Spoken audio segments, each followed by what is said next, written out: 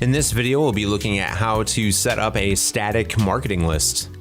We'll click on the drop-down menu and then right-click on Marketing List. To create a new list, we'll click on New.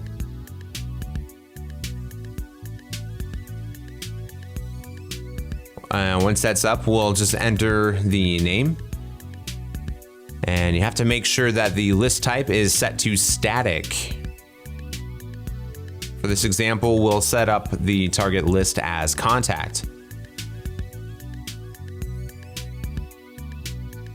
And we'll make sure there's no other required fields. Then we'll click on Save.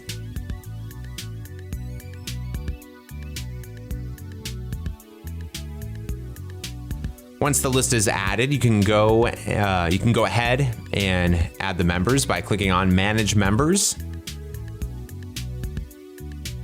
And you can either use the Add Using Lookup or Add Using Advanced Find.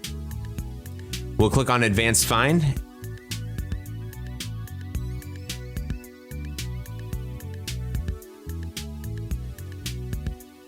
And we'll just search by country and set it to US. And we've got the members.